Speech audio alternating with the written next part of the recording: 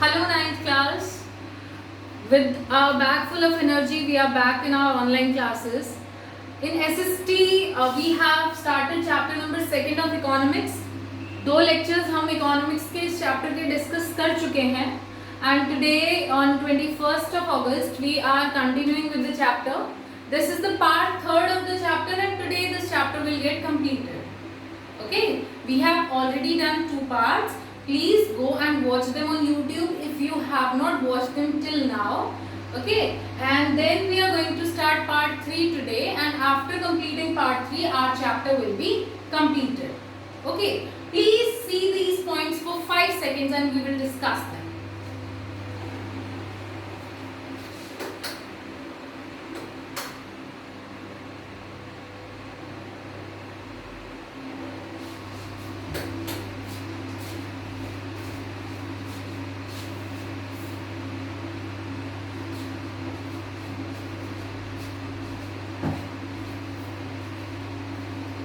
So, what we have discussed in the last classes, that we have to invest in human capital. How we are going to invest in human capital? By education, by health and by skill formation. तो हम लोगों ने अब तक stories से क्या पढ़ा, क्या जाना कि हमें एजुकेशन, हेल्थ एंड स्किल्स में इन्वेस्ट करना है for better formation of human capital. इसके लिए हमने 2 स्टोरीज भी देखी, शक्ल और विलास की, जिससे हमने देखा कि जब हम इन्वेस्ट करते हैं in human capital formation, we get higher returns in future. और ये नहीं है कि इससे सिर्फ इंडिविजुअल ग्रोथ होती है. After investing in human capital, society also grows. समाज का भी भला होता है, क्योंकि जो पर्सन बहुत हेल्दी है वो ज़्यादा काम करेगा, एजुकेटेड है तो बेटर काम करेगा, उसकी फैमिली अच्छे से ग्रो अप हो पाएगी, स्किल फॉर्मेशन है तो देश की ग्रोथ होगी. जितना काम करेंगे हम देश में उतना प्रोडक्शन होगा.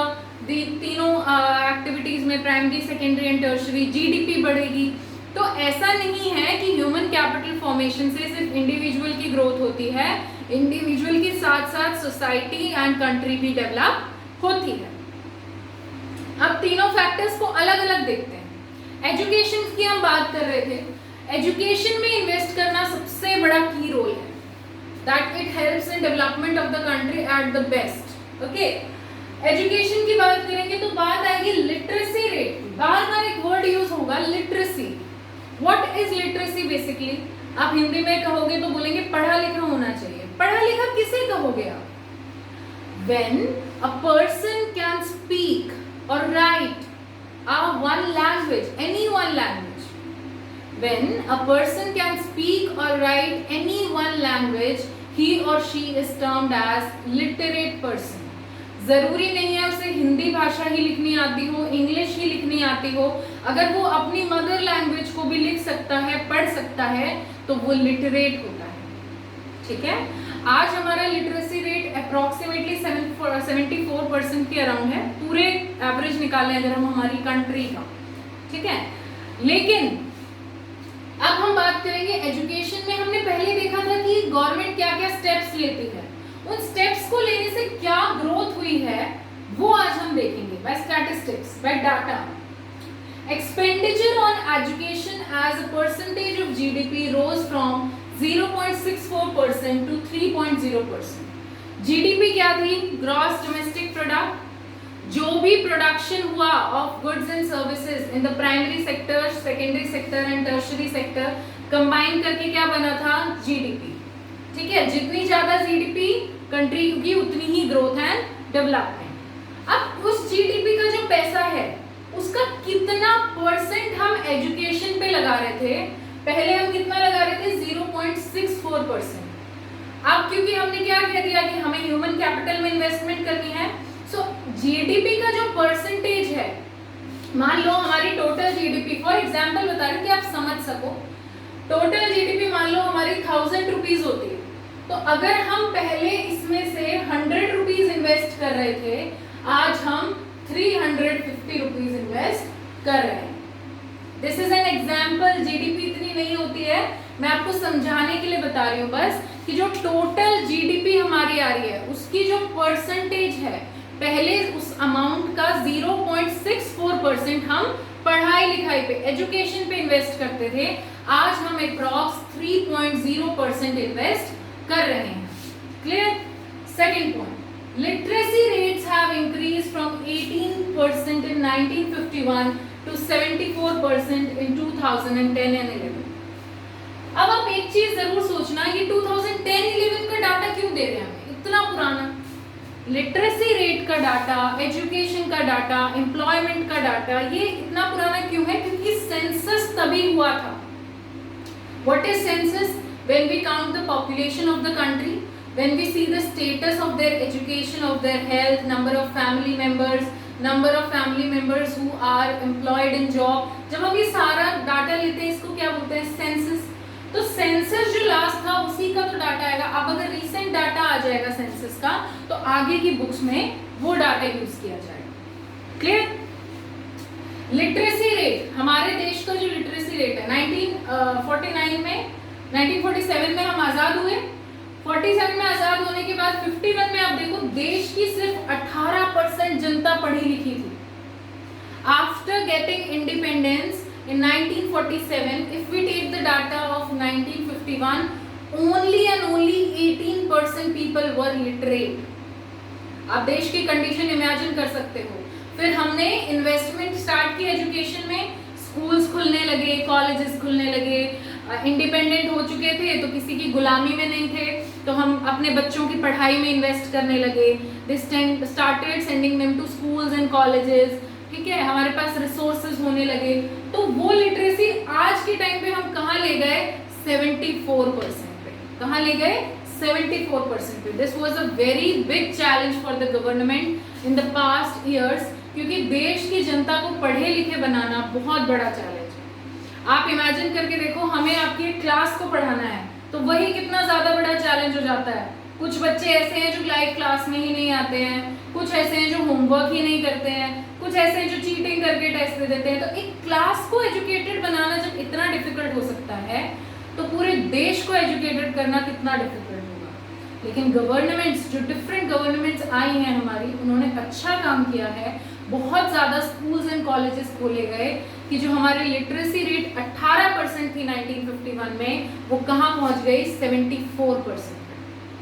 ठीक है, MCQ क्वेश्चन यहाँ से क्या बन सकता है? If I ask you what is the present literacy rate of India, it is 74%। If I ask you what was the literacy rate of India in 1951, 18%।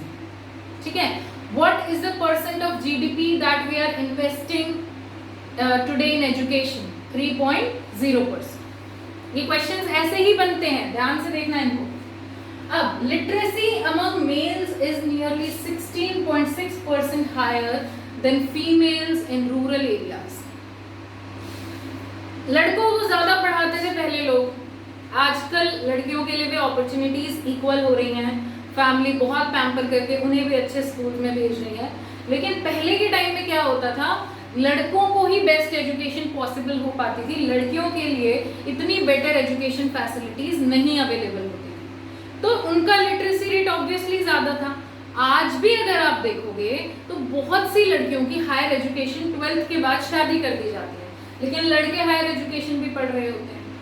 ठीक है, तो लिटरेसी रेट आप देखो, शुरू में ही लड़कियां बहुत कम पढ़ी लिखी। अगर हम आज की ग्रोथ बहुत अच्छी है, लेकिन स्टिल मेल्स जितने पढ़े लिखे हैं ना, फीमेल्स जितनी पढ़ी लिखी हैं, मेल्स उनसे 16.6% ज्यादा पढ़े लिखे हैं। और इसमें खुद को सियाना मत समझना, लड़के तुम वो हो जाओगे हम ज्यादा पढ़े लिखे हैं, लड़कियों के ऐसे ही बोलते रहते हैं। ये इसलिए नहीं है कि लड़कियां पढ़ी नहीं, ये इसलिए है कि लड़कियों को पढ़ाया नहीं गया, स्पेशल एम्फेसिस डाला जा रहा है गर्ल्स एजुकेशन पे। सो ये रेशो भी होपफुली बाय गॉड्स ग्रेस हम धीरे धीरे कम कर देंगे। ठीक है, ये हम बात कर रहे हैं रूरल एरियाज में। रूरल एरियाज में 16.6% लड़के ज्यादा पढ़े लिखे हैं, और अर्बन एरियाज में 16.1% लड़के ज्यादा पढ़े लिखे हैं। अर्बन एरियाज में, अर्बन एरियाज सिटी वाले एरियाज। ठीक है, ये पॉइंट समझ में आ गया।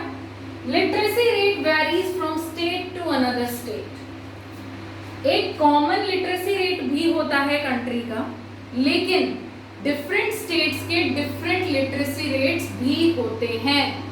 सब कंडीशंस अलग होती हैं डिफरेंट स्टेट्स में, नंबर ऑफ स्कूल्स डिफरेंट है, quality of educating teachers different है, ठीक है। तो इस वजह से क्या होता है, लिटरेसी रेट भी हर राज्य के अलग अलग होते हैं। अगर हम प्रेजेंट डाटा देखेंगे तो बिहार में लोएस्ट है with 63% approximately and highest is of Kerala.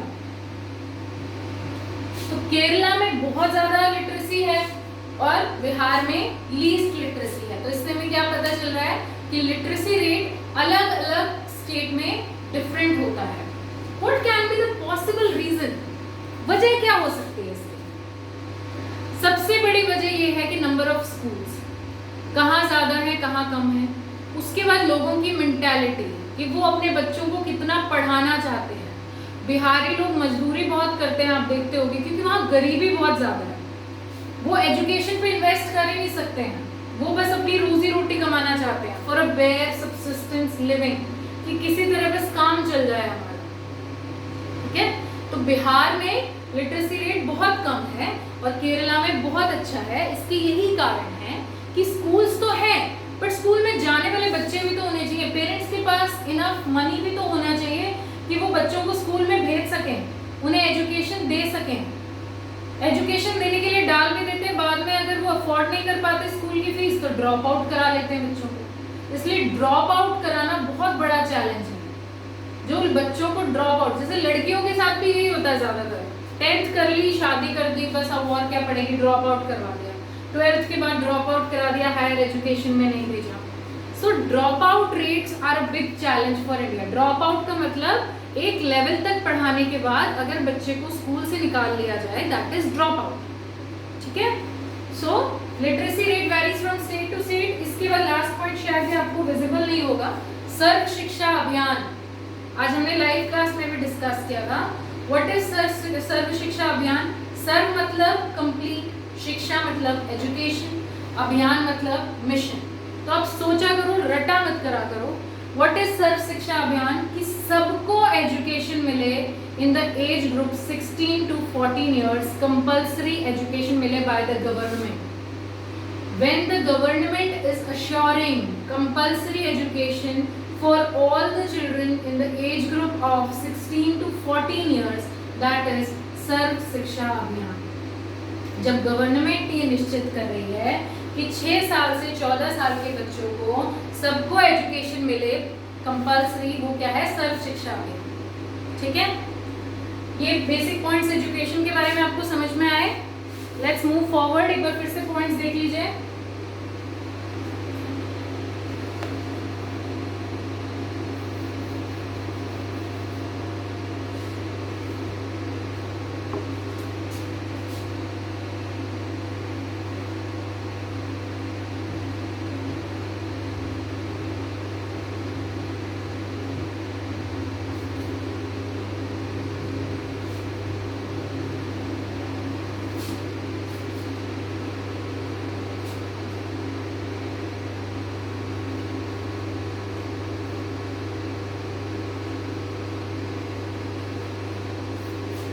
Okay, now we will come to health.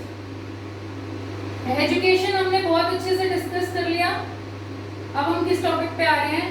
Health पे। हेल्थ की अगर आप बात करो तो अगर कोई पर्सन हेल्दी नहीं होगा तो वो अपने फुल पोटेंशियल तक काम नहीं कर सकता। A person can not work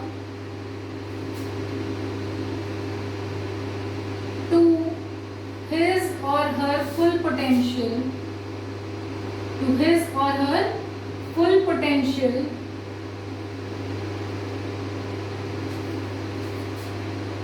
if he or she is not healthy.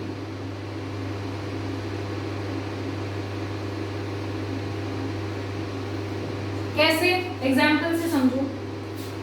आप अगर हेल्दी हो, हमेशा तबीयत ठीक रहती है, रेगुलरली स्कूल आओगे, रेगुलरली एजुकेशन ले पाओगे, बेटर डेवलपमेंट हो पाएगी। अगर आधे बार बीमार ही रहते हो, मंडे को स्कूल आए, ट्यूसडे को पेट में दर्द हो गया, वेडनेसडे को सर दर्द हो गया, थर्सडे को आईज में पेन हो गया, फ्राइडे को फिर स्कूल आए, तो क्या एजुकेशन उतनी प्रॉपर हो पाएगी जितनी होनी चाहिए? नहीं, क्योंकि जो 3 दिन आपने मिस किए वो आप कंपनसेट नहीं कर पाते हो। ऐसे ही जॉब का एग्जाम्पल लो, मान लो मैं इतनी बीमार रहूं, एक दिन तुम्हें पढ़ाने आऊं, 2 दिन ना आऊं, तीसरे दिन आऊं, चौथे दिन ना आऊं, सो क्या मैं बहुत अच्छी ग्रोथ कर पाऊंगी? नहीं, मुझे 2 महीने बाद कह दिया जाएगा मैडम आप तो बीमार ही रहते हो, तो आप अपने घर ही रहो, है ना। सो एजुकेशन से ज्यादा जरूरी, कम जरूरी नहीं होती है health. Health is equivalent contributor to a person's development. जितनी एजुकेशन जरूरी है उतनी ही हेल्थ जरूरी है, वरना एजुकेशन लेने का भी कोई फायदा नहीं है, आप अपने फुल पोटेंशियल तक काम कर ही नहीं पाओगे। ठीक है, तो इसके लिए जो हमारी नेशनल पॉलिसी है, हर कंट्री की एक नेशनल पॉलिसी होती है। National policy aims at improving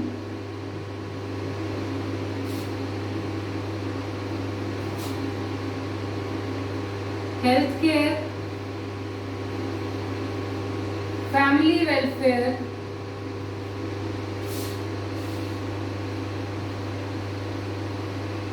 and nutritional status.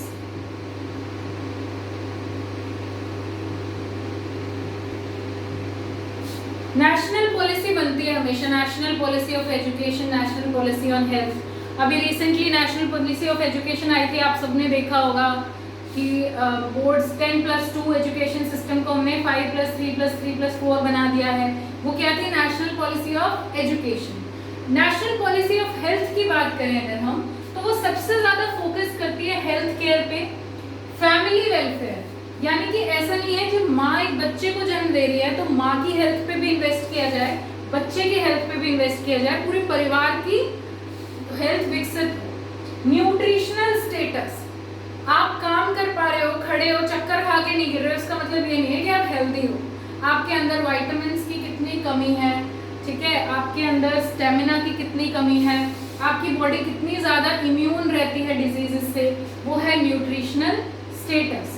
सो अगर किसी को बिल्कुल हेल्थ केयर फैसिलिटी नहीं मिल रही है, उसके लिए हम क्या स्टेप लेते हैं? बेसिक स्टेप, कि उसके पास एक प्राइमरी क्लिनिक तो हो कि वो अपनी हेल्थ केयर पे ध्यान दे सके। उसके बाद हम फैमिली वेलफेयर पे ध्यान देते हैं, बच्चों को टाइम पे टीके लगे, प्रेग्नेंट मदर को वैक्सीनेशन मिले प्रॉपर, ठीक है, उसके बाद उन्हें प्रॉपर डाइट मिले, राशन डिस्ट्रीब्यूट किया जाता है इसके लिए, ठीक है। न्यूट्रिशनल स्टेटस के लिए आप लोगों को स्कूल्स में कई बार वॉर्म्स ना हो आपके पेट में तो एक टैबलेट डिस्ट्रीब्यूट की जाती है, आयरन की टैबलेट्स डिस्ट्रीब्यूट की जाती हैं। सो ये क्या है? For improving nutritional status of the citizens of the country, ठीक है। अगर कोई पर्सन हेल्दी नहीं है तो क्या वो उतना काम कर सकता है जितना वो करना चाहिए उसको?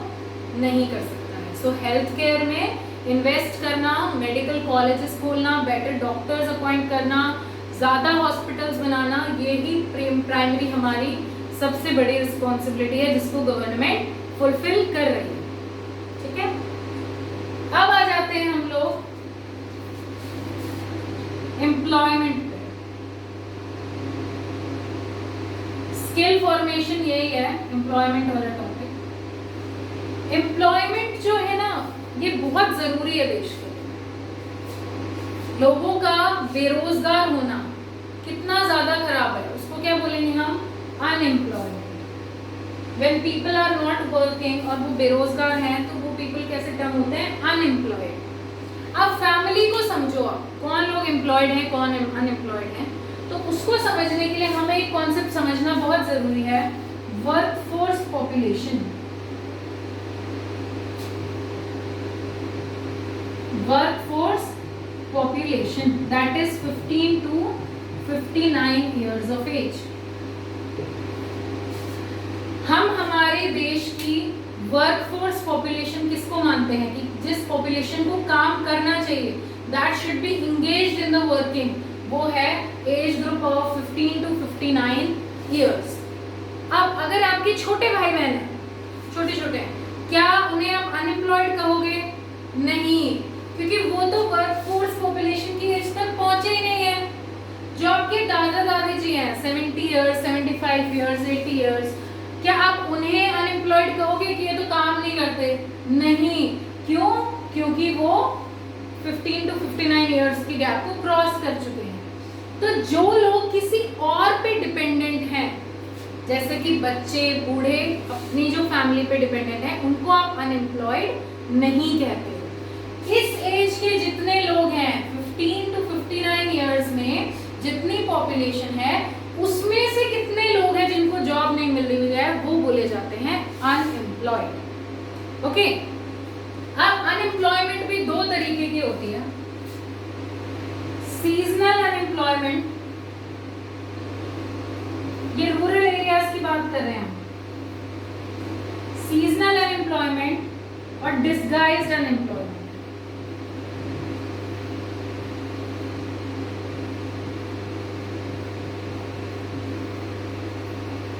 सीजनल से आपको समझ में आ रहा है, सीजन्स की बात हो रही है। कुछ सीजन्स में अगर किसी को काम मिले और कुछ सीजन्स में ना मिले, वो है सीजनल अनएम्प्लॉयमेंट।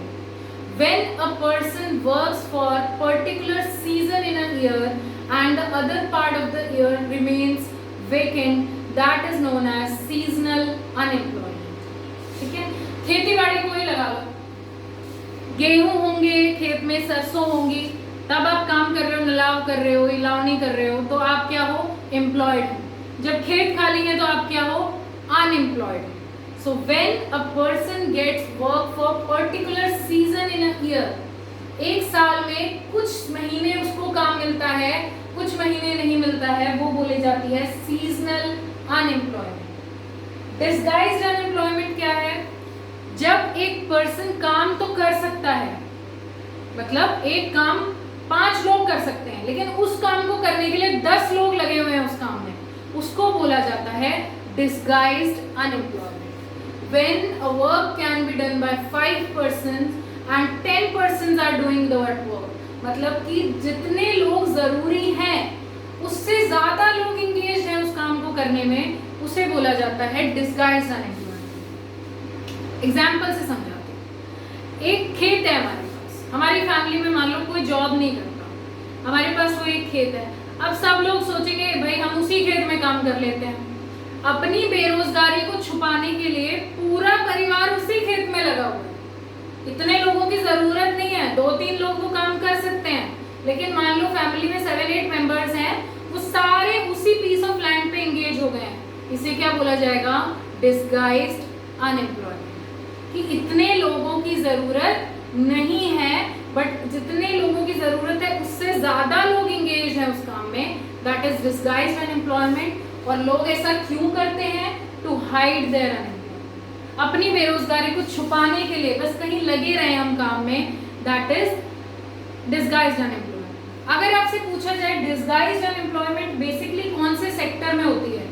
Agricultural sector. अब प्राइमरी सेक्टर में सबसे ज्यादा डिस्गाइज्ड अनएम्प्लॉयमेंट हो सकती है कि छोटी सी जगह है, उसमें बहुत सारे लोग लगे हुए हैं। दूसरी चीज, ये हमने बात की रूरल एरियाज की। रूरल एरियाज में अनएम्प्लॉयमेंट इन 2 तरीकों की होती है। अगर हम अर्बन एरियाज की बात करें तो अर्बन एरिया में जो अनएम्प्लॉयमेंट होती है वो होती है एजुकेटेड अनएम्प्लॉयमेंट। लोग पढ़े लिखे होने के बाद भी बेरोजगार हैं, 10th पास हैं, 12th पास हैं, ग्रेजुएटेड हैं, बट जॉब्स नहीं है। इसलिए आप देखोगे group C and group D जो चपरासी का पेपर होता है, उसके लिए भी एमटेक बच्चे बैठते हैं उस पेपर के लिए। क्यों? बिकॉज जॉब्स ही नहीं है। सो अर्बन एरियाज में, शहरों में हम ज्यादातर कैसी बेरोजगारी देखते हैं? Educated unemployment. और गांव के एरियाज में कौन सी अनएम्प्लॉयमेंट होती है? डिस्गाइज्ड और सीजनल अनएम्प्लॉयमेंट। ठीक है।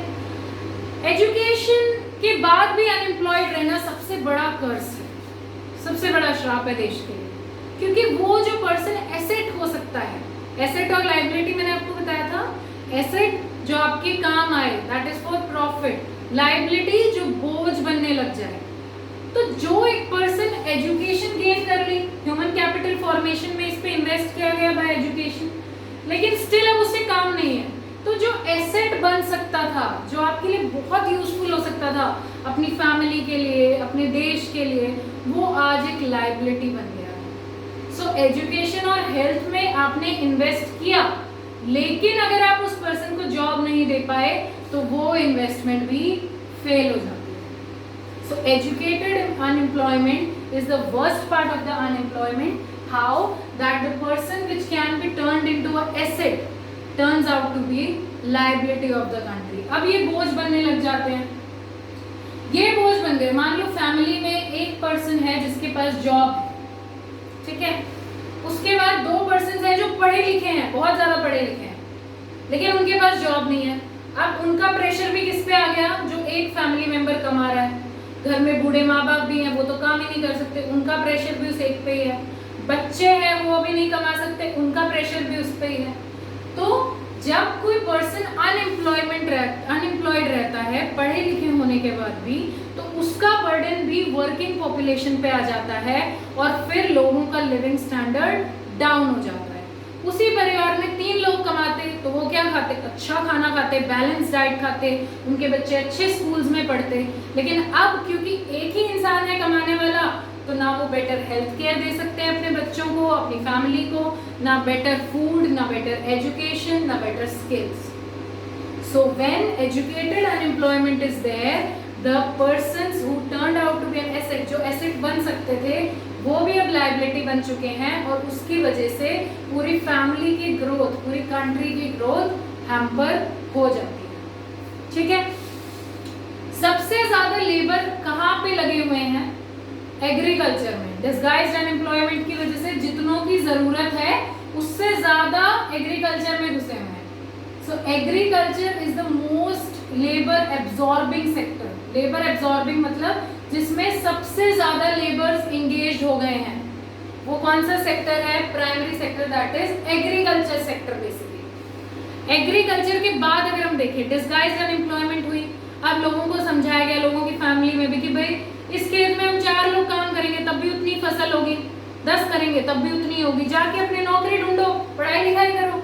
तो जब वो लोग शिफ्ट होने लगे टर्शरी सेक्टर, सेकेंडरी सेक्टर की तरफ, तो तब जाके सबसे ज्यादा लेबर एब्जॉर्बिंग कौन सा हो गया, स्मॉल स्केल मैन्युफैक्चरिंग सेंटर। कि एक फैक्ट्री है उसमें बहुत सारे मजदूर लगे हुए हैं। सो फर्स्ट सेक्टर जो सबसे ज्यादा लेबर एब्जॉर्बिंग है, जिसमें सबसे ज्यादा लेबर है, वो है agriculture.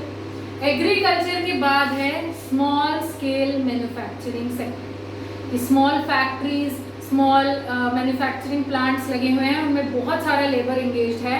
So first sector that has the most number of labours is agriculture sector. Agriculture sector के बाद स्मॉल स्केल मैन्युफैक्चरिंग सेक्टर। ये सारा चैप्टर आपको समझ में आ गया, चैप्टर हमारा कंप्लीट हो चुका है। लास्ट में एक गांव की स्टोरी दी गई है, उस स्टोरी को सुनो। एक गांव में बहुत सारे लोग थे, ज्यादा डेवलप्ड गांव नहीं था, एजुकेशन पे इन्वेस्ट नहीं करते थे, लेकिन एक पिता ने सोचा जब मेरा बेटा पढ़ने में इतना अच्छा है ना तो मैं इसे बहुत पढ़ाऊंगी। उन्होंने अपने बेटे को बेस्ट एजुकेशन दिलवाई, वो आगे जाके जियो इंजीनियर बन गया। The parents invested in his education, he turned out to be a geo engineer in the future। geo engineer वो होते हैं जो बेसिकली ज्योग्राफी, सॉइल, आपकी जो एग्रीकल्चर है इसमें इंजीनियरिंग करते हैं। ठीक है, जियो इंजीनियर बनने के बाद उसने इस तरीके का प्लो इन्वेंट किया, प्लो जिससे आप खेती करते हो, जिससे कि वीट का प्रोडक्शन बहुत ज्यादा होने लगा। अब क्योंकि उसे एजुकेशन मिली थी, स्किल्स मिली थी, उसने कोर्स किया था, सेकेंडरी एजुकेशन ली थी, तो उसने एक ऐसा प्लो इन्वेंट किया जिससे गांव में गेहूं का प्रोडक्शन ज्यादा होने लगा। कहीं पे भी प्रोडक्शन ज्यादा होगा तो डेवलपमेंट ज्यादा होने लगेगी। अब जियो इंजीनियर की एक वैकेंसी क्रिएट कर दी गवर्नमेंट ने कि ठीक है, यहाँ पे एक जियो इंजीनियर का ऑफिस होना चाहिए जो एग्रीकल्चर को यहाँ पे इम्प्रूव करेगा। उसको जॉब मिल गई। उसके बाद अब लोगों के पास पैसा आने लगा, एक्स्ट्रा वीट प्रोडक्शन हो रहा था, उसको पड़ोस के गांव में बेच के ज्यादा पैसे आने लगे, तो वो भी क्या करने लगे, अपने बच्चों को स्कूल्स भेजने लगे। अब उन्हें लगा कि यार देखो उसको पढ़ा लिखा बनाया तो वो जियो इंजीनियर बन गया, हमारे बच्चे भी तो बन सकते हैं। तो पंचायत बिठाई उन्होंने, मीटिंग बुलाई, स्कूल खोलने के लिए कहा गया पंचायत को। पंचायत ने गवर्नमेंट की हेल्प से एक नया स्कूल ओपन कर दिया, तो बच्चों को क्या मिलने लगी अब? एजुकेशन। पढ़ लिख के वो बच्चे आगे टीचर बने, डॉक्टर बने, वो भी एम्प्लॉयड होने लगे। एक लड़की ने अपना टेलरिंग सेंटर खोल लिया जहाँ पे सिलाई सिखाती थी, कपड़े सिलती थी, तो उससे भी जॉब क्रिएट हो गई। लोगों को दूर जाना पड़ रहा था कपड़े खरीदने, वो नहीं हो रहा था, पास के पास ट्रांसपोर्टेशन कॉस्ट रिड्यूस हो गई थी। तो जब भी आप इन्वेस्टमेंट करते हो in education, health and skill formation, it turns out to be developmental. ठीक है, अब आज जो पार्ट हमने चैप्टर का पढ़ा है आप इसे बुक से पढ़िए। नोट्स में पॉइंट नंबर 21 to 33 जो मैं आपको दे चुकी हूँ उसे रीड करिए। We will meet tomorrow in the doubt class. इस पूरे चैप्टर के डाउट्स लेके आने आपको कल क्लास में। We will discuss that and in tomorrow's class we will do the question answer of this chapter. Okay, have a very good day.